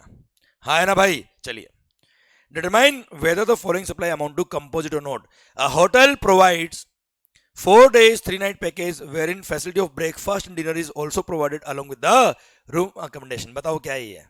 कंपोजिट सप्लाई, जो मैंने कल गोवा वाला एग्जांपल दिया बेटा आपको। Second, a toothpaste company has offered a scheme of free toothbrush along with the toothpaste. Toothpaste साथ टूथब्रश फ्री, टूथपेस्ट के साथ toothbrush free. It's a mixed supply and once it is a mix supply तो highest rate जो होगा वो लगेगा बेटा. हाँ है ना भाई? Yes. Examine whether the following activities would amount to supply under section number 7 read with schedule number 1 of the CGST Act. Raman is an architect in Chennai. His brother, who is a well settled in London, is a well known lawyer. भाई ये बेटा again well settled lawyer है. याद आया same example मैंने दिया आपको. ये रिलेटेड पर्सन नहीं है. Raman has taken legal advice from him free of cost with regard to his family dispute. बेटा पहली बात तो ये import of services by a person from his related person in the course of furtherance of business supply के scope में आता है. इस केस में न तो वो रिलेटेड पर्सन है नहीं बिजनेस के लिए. इन दोनों कारण से सप्लाई के स्कोप में नहीं आएगा. Would your answer be different if in the above case Raman has taken advice in respect of his business unit in Chennai? Even the answer will not change क्योंकि भाई रिलेटेड है ही नहीं. Okay, although it is in the course of furtherance of business, import of service without consideration है, supply के scope में नहीं आएगा. आइए बच्चों, decide with reason whether following independent transactions amount to supply or not as per provisions of the provisions, rules, circular, notification or not. सब कुछ बेटा सप्लाई है कि नहीं बेटा. First, Satyam has lent securities to Kala Enterprises for a consideration of rupees 10,000 towards lending of security under the securities lending scheme through an approved intermediary. Ignore the transaction between Satyam and intermediary. बताओ 10,000 रुपए जो lending fee लिया, GST लगेगा नहीं लगेगा बेटा? चलिए, Patta limited wire made supply of goods to its agent Romi without consideration. Agent को सप्लाई किया बेटा. Romi issued invoice for further supply of goods to customer in his own name. बताओ. अच्छा, Romi also disclose the name of the principal in the invoice issued. उससे कोई फर्क नहीं पड़ता है. कस्टमर को जो बिल लिखा वो खुद के नाम का बिल इशू किया, मतलब प्रिंसिपल टू एजेंट जो गुड्स आएगा वो सप्लाई के स्कोप में आएगा, और सप्लाई के स्कोप में आएगा तो क्या लग जाएगा? जीएसटी. दिलासा limited recruited Miss Chaya as senior relationship manager. At the time of joining as senior relationship manager, the company paid rupees 3 lakh towards not joining Milan Limited, a stiff competitor of Dilasa Limited. बेटा आप मुझे बताओ sir, non compete agreement हो गया ना बेटा यार. ये सप्लाई के स्कोप में आएगा, जीएसटी लगेगा, क्योंकि this is not paid in the capacity of employ बेटा. हाँ है ना भाई? यस. आइए बच्चों, multiple choice questions. Which of the following is not considered as goods under the GST act. अच्छा एक बात और, कल मैं गुड्स की डेफिनेशन पढ़ा रहा था, उसके नीचे एक लाइन लिखी थी, वो बोलना रह गया था मेरे से आपको. Goods excludes money. याद आया बेटा आपको? Goods excludes money. पर अगर आपने कोई पुराने सिक्के रखे हुए अपने पास में, coin, any money which is held for its numismatic value, बेटा होता ना एंटिक्स, 10 पैसे का सिक्का जिसकी वैल्यू अभी 10,000 रुपए, बेटा क्या वो मनी कहलाएगा कि गुड्स कहलाएगा? बेटा वो गुड्स कहलाएगा, मनी नहीं कहलाएगा. 10 पैसे का सिक्का 10 पैसा नहीं, उसकी वैल्यू आज कितनी है? 10,000 रुपए. That is called numismatic value, उसको बोलते हैं क्या? Goods. That is not money बेटा. ओके ठीक. आइए, which of the following is not considered as goods under the CGST act? A sale of 10 paisa coin having sale value of rupees 100, ये goods है. Sale of shares और of unlisted company, yes, ये goods नहीं है. Sale of lottery tickets, lottery is specified actionable claim, और actionable claim goods होते हैं बेटा. D all of the above. Answer क्या होगा? B. Which of the following transactions does not qualify as supply under GST law? बेटा when the head office makes a supply of service to its own branch outside the state. Sir head office ने क्या किया? अपनी branch जो outside the state उसको supply किया. बेटा बताओ, इंटर स्टेट ब्रांच ट्रांसफर. हाँ है ना भाई? सप्लाई होगा नहीं होगा बेटा? सप्लाई होगा. When a person imports services without consideration for the purpose of his business from his elder son living outside India, बेटा चिल्ड्रन हमेशा रिलेटेड होते हैं. याद आया बेटा आपको? भले वो डिपेंडेंट हो या ना हो। इसलिए ये रिलेटेड पर्सन से आपने सर्विस इंपोर्ट करी in the course of business, supply के स्कोप में आएगा। Disposal of car without consideration and where the supplier has not claimed any ITC on such car, बताओ सप्लाई के स्कोप में नहीं आएगा। When the principal makes supplies to his agent who is also registered under GST and is situated within the same state, and the invoice for further supply is issued by the agent in his own name, बेटा तो ये supply के scope में आएगा। तो sir 1 2 का 4। अच्छा हमको देखना है कौन सा सप्लाई नहीं है, तो सर सी सप्लाई नहीं है, 3 वाला point is the correct answer बेटा, बोले सर। चलिए which one of the following is not a composite supply? Supply of an AC along with freight, insurance and installation, ये composite supply है। अरे भाई आपने एसी खरीदा, सामने वाले ने घर पे आके डिलीवर किया बेटा, सप्लाई के स्कोप में आएगा, composite supply बेटा ये। Supply of UPS along with the external battery बेटा, भाई आप यूपीएस होता ना बेटा कंप्यूटर के लिए लगता है बेटा, साथ में एक्सटर्नल बैटरी, ये ऑर्डिनरी कोर्स ऑफ बिजनेस साथ में सप्लाई नहीं होता है, ये मिक्स सप्लाई होगा बेटा। Supply of architect services along with supply of materials which are incidental to his services, ठीक है सर, वो कंपोजिट होगा। Supply of lodging services by hotel including breakfast, होता ना सर एयरपोर्ट से पिकअप भी कर लिया, आपको नाश्ता भी करा दिया, ये सब काम होटल वाले करते हैं, ये कंपोजिट है। B is the correct answer, ये कंपोजिट नहीं है बेटा, बी। आइए चलो एक काम करना, क्वेश्चन नंबर, कुछ क्वेश्चन आप खुद करेंगे बेटा इसको, clear sir. Question number 4 homework, 5 करो होमवर्क। 5 बताए क्या है, नॉन कॉम्पिट एग्रीमेंट बेटा, दो भाइयों ने आपस में एग्रीमेंट किया कि ये काम मैं कर रहा हूं तू मत करना बेटा, इसके लिए पैसे इतने लगेंगे, क्लियर, नॉन कॉम्पिट एग्रीमेंट। अच्छा पॉइंट नंबर 4 में कंपोजिट और मिक्स के बारे में क्वेश्चन दिए बेटा, कोई खास नहीं सर, ठीक है। क्वेश्चन नंबर 6 कंपोजिट और मिक्स का ही है सर, आपको मस्त क्वेश्चन कराता हूं मैं। आइए क्वेश्चन नंबर 9, क्वेश्चन नंबर 9 देखिए। Messrs कोरेलाल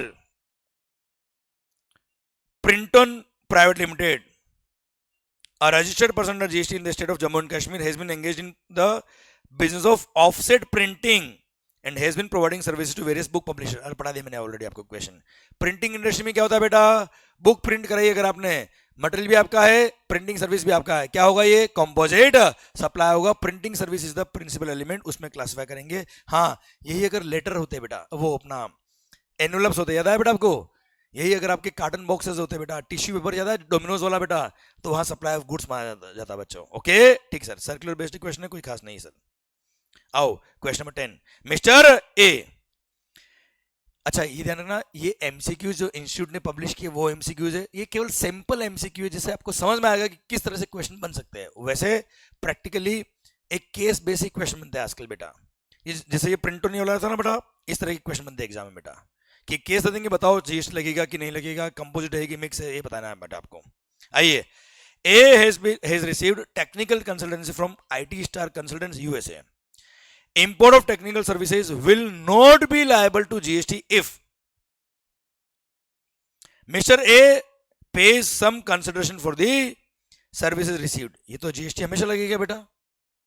Mr. A pays some consideration for the services received and if Mr. A uses the said service for his business purpose। Supply है बेटा, हाँ है ना भाई। अच्छा एक बात और देखो, इसने क्वेश्चन ने क्या पूछा है, सप्लाई है कि नहीं ये नहीं पूछा है, लायबल टू जीएसटी है कि नहीं ये पूछा है बेटा, will not be liable to GST. एक मिनट, एक पॉइंट हम आगे मेगा एग्जाम्स लिस्ट में पढ़ेंगे कि अगर आपने इंपोर्ट ऑफ सर्विसेज किया है, क्या किया बेटा आपने, हमने पढ़ा था सप्लाई की डेफिनेशन में section number 7 subsection 2 clause B में, कि आपने अगर section number 7 subsection 1 clause B आपने सर्विसेज इंपोर्ट करी है for a consideration whether or not in the course और फर्दरेंस ऑफ बिजनेस, वो सप्लाई के स्कोप में आता है, क्लियर। पर जब मेगा एग्जामिनेशन में आपको पढ़ाऊंगा आगे, वहां लिखा हुआ है क्या, अगर आपने पर्सनल यूज के लिए कोई सर्विसेज इंपोर्ट करी है, किसके लिए बेटा, तो उस पर जीएसटी एग्जम्प्ट है, एक्सेप्ट वो netflix.com वाली सर्विस बेटा, जिसको बोलते हैं क्या, OIDAR सर्विस, ऑनलाइन इंफॉर्मेशन और डेटाबेस एक्सेस और रिट्रीवल सर्विस, वो पर्सनल यूज वाली सर्विस के इंपोर्ट पे जीएसटी लगता है। बाकी कोई भी पर्सनल यूज के लिए कोई सर्विसेज इंपोर्ट करी तो जीएसटी नहीं लगता। ये पॉइंट मैंने आपको पढ़ाया नहीं है, ये यहाँ पे आ रहा है, इसलिए मैंने रेफर किया है केवल आपके लिए। क्लियर? मैंने तो आपको क्या पढ़ा है, सप्लाई है कि नहीं बच्चों, हाँ है ना भाई? पर इसने सिंस पूछा है कि लायबल टू जीएसटी है कि नहीं, इसलिए मैं बता रहा हूं आपको बेटा। तो पॉइंट नंबर वन वापस पढ़िए बेटा। Mister A pay some consideration for the service received, supply के स्कोप में आएगा। Mister A pay some consideration for the service received and if mister A uses the said service for business purpose, supply के scope में आएगा, GST लगेगा sir. Mister A uses the said service for business purpose even though he does not pay any consideration for the same।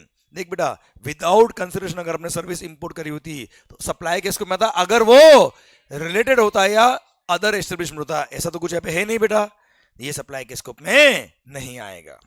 Then mister A uses the said service for personal purpose and does not pay any consideration for the same and is also partner in the IT star consultants. बच्चों sir आप partner अगर हो तो partners are related person बेटा, याद आया बेटा आपको?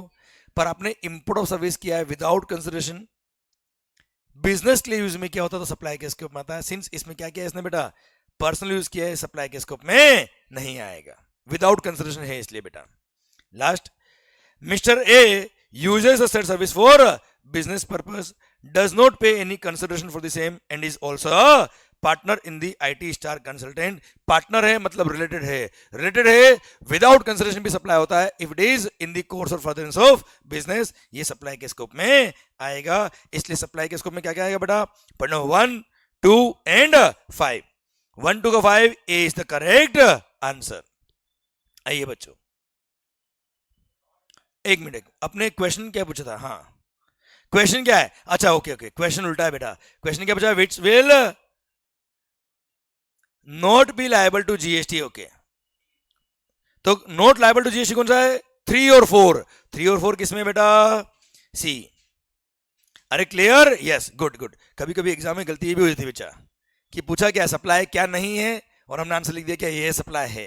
ठीक है, ओके, ध्यान दीजिएगा बेटा। Which of the given activities does not amount to supply? An architect in India seeks legal advice from his son settled in London free of cost with regard to family dispute। Sir, son related person है, import of service without consideration from related person supply होता है अगर वो in the course और furtherance of business, ये supply नहीं है। अच्छा, अपने को निकालना क्या, does not amount to supply बेटा। तो ये एक तो आंसर मिल गया बेटा अपने को, ए। फिर अ रेसिडेंट वेलफेयर एसोसिएशन मतलब अनइनकॉर्पोरेटेड, याद है? एओपी बीओआई याद है बच्चा आपको? provides the service of depositing the electricity bill of residents in lieu of some nominal charges। तो nominal charges लिए मतलब supply of service है, ये सर्विस है सप्लाई। अपने को निकालना क्या, does not amount to supply।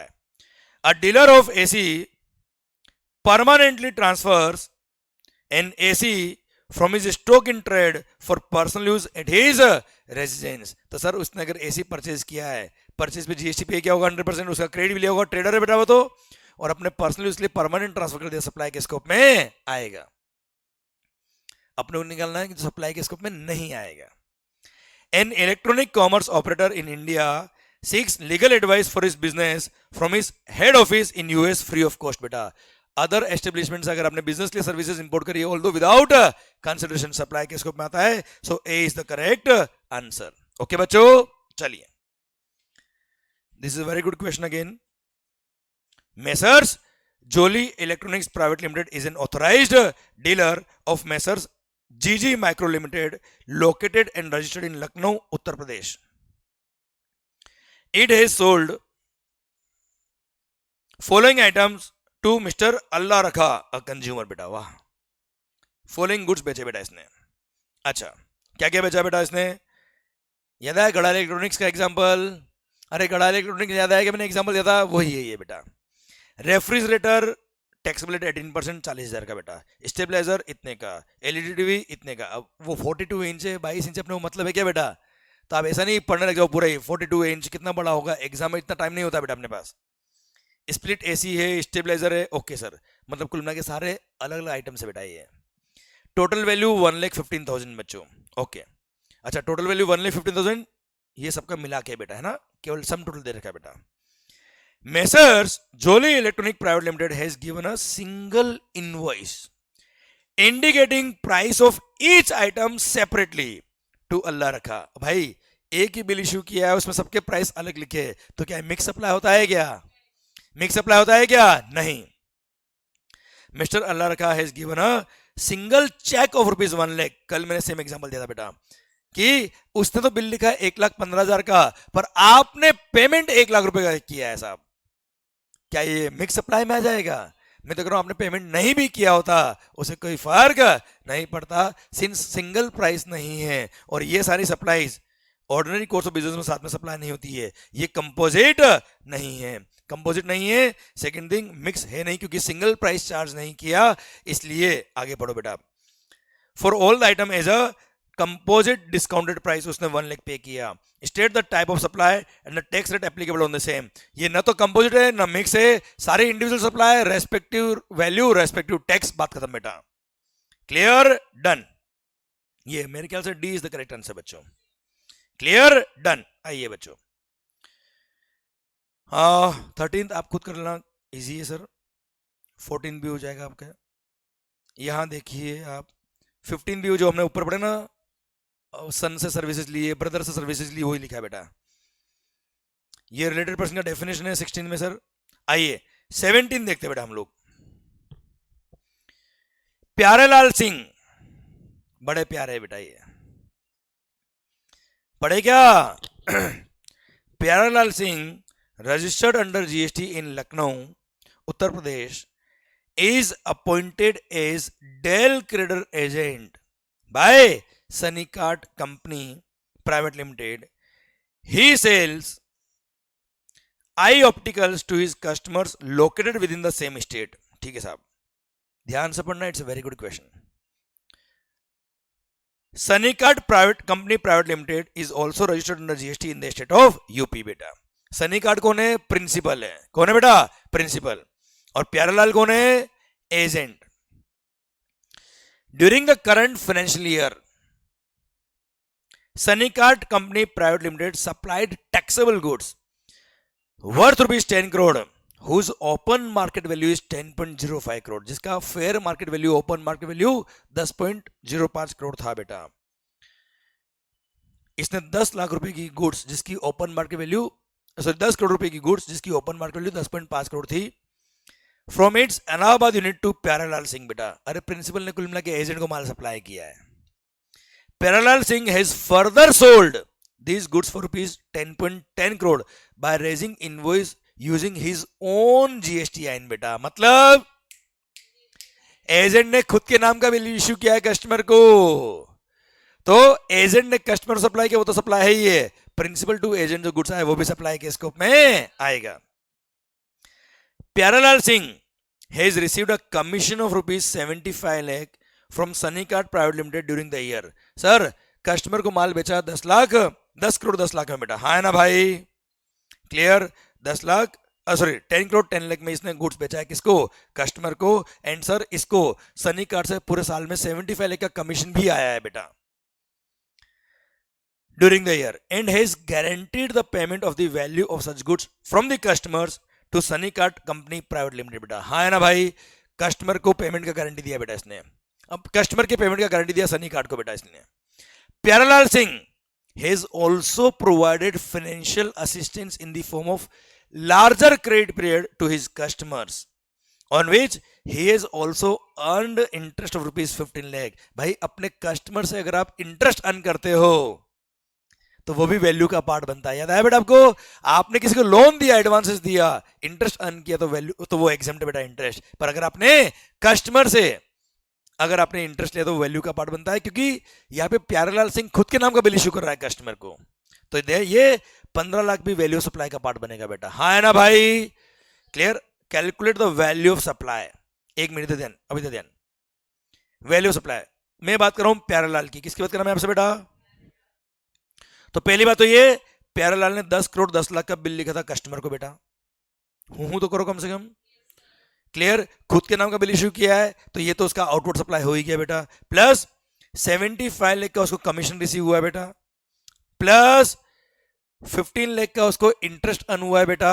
हाँ है ना भाई, इंटरेस्ट भी वैल्यू का पार्ट बनेगा। क्लियर, बताइए पहले प्यारेलाल के लिए वैल्यू सप्लाई कितना आ गया? 10.10 करोड़ प्लस 75 लाख प्लस 15 लाख कितना होता है? 11 CR is the value of supply for Pyarelal बेटा। अच्छा इधर देन एक आंसर हो गया बेटा आपका।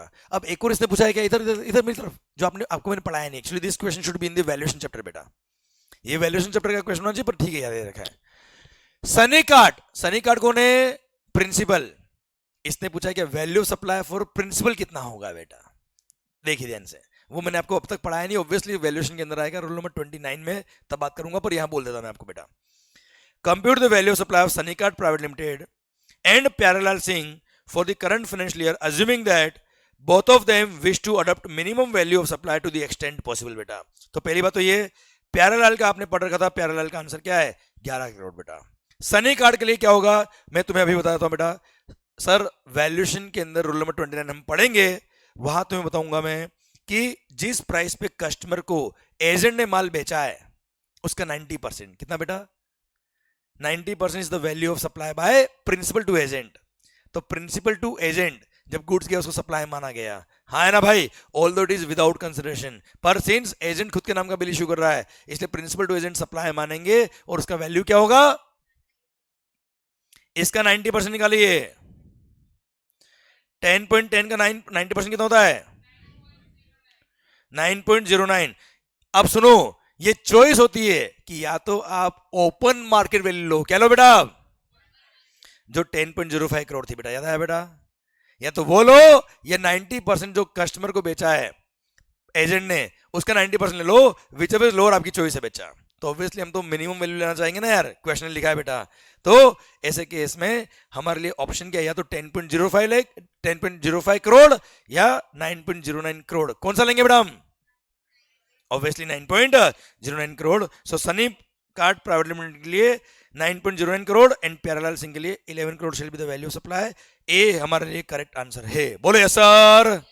अच्छा सुनो, सनी कार्ड के लिए 9.09 करोड़ वैल्यू है, ये मैंने बताया आपको, समझाया नहीं बच्चों। देखो वैल्यूएशन रूल आएगा तब बात करेंगे वैल्यूएशन चैप्टर के अंदर बेटा, पर यहां आगे इसलिए मैंने बता दिया बेटा, ये क्वेश्चन होना चाहिए तो वैल्यूएशन चैप्टर के अंदर। पर हाँ पॉइंट समझ में आपको, इससे डीसीए वाला कॉन्सेप्ट भी वापस रिवाइज हो गया बेटा आपका पूरा।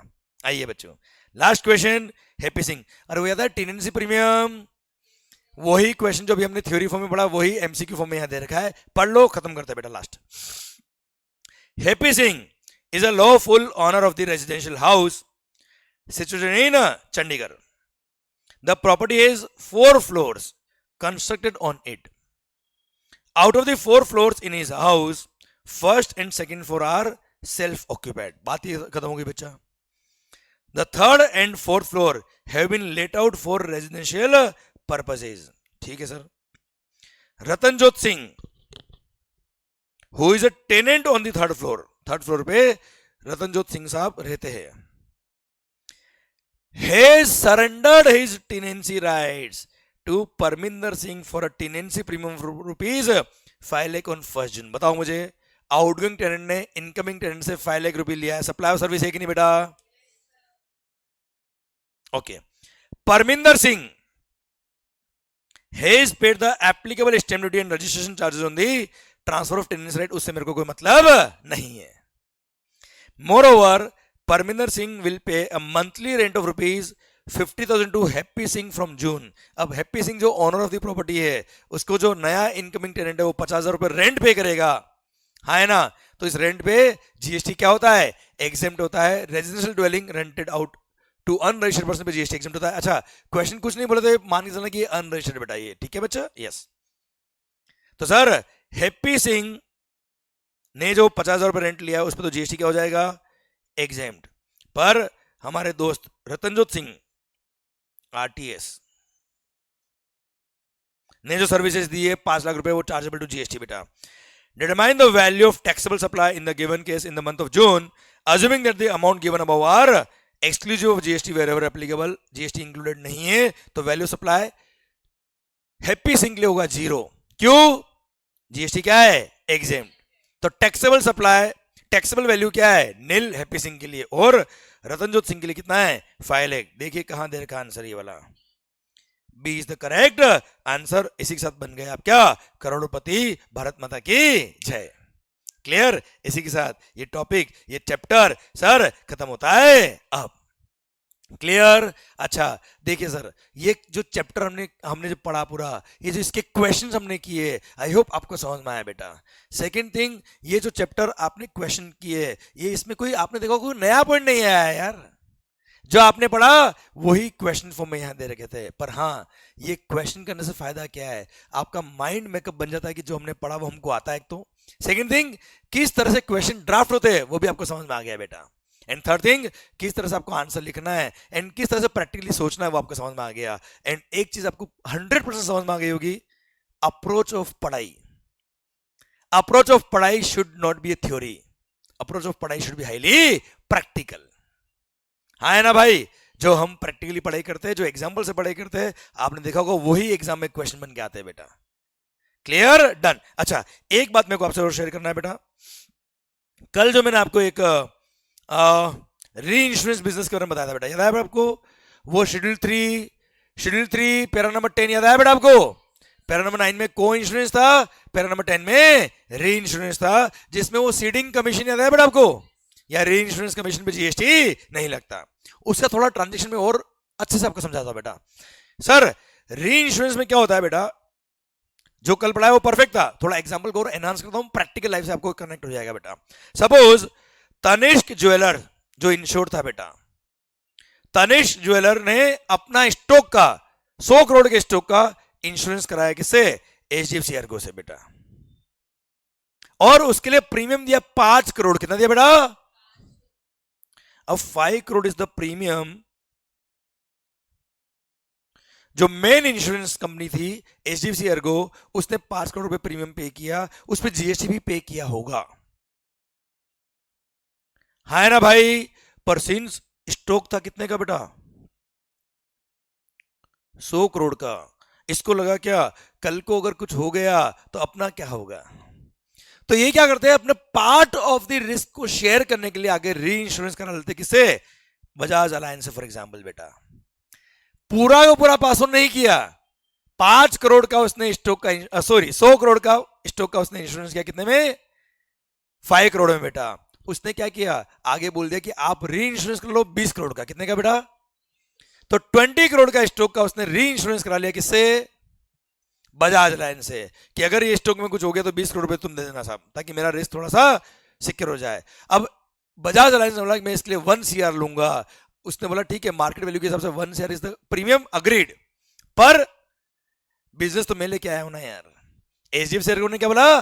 बिजनेस तो मैं लेके आया हूं ना यार, इसलिए मेरा 15 लाख रुपए का क्या है? कमीशन है। आपको भी पता है मार्केट में 15 लाख रुपए का कमीशन चलता है, इसमें 15%। उसने बोला ठीक है साहब, आपका कमीशन काट के रिमेनिंग अमाउंट मेरे को पे कर देना सर। तो इसने क्या किया, अपना जो री इंश्योरेंस कमीशन था 15 लाख का, सीडिंग कमीशन था 15 लाख का, वो कट किया, रिमेनिंग 85 लाख रुपए reinsurance company which is Bajaj Allianz को ट्रांसफर किया।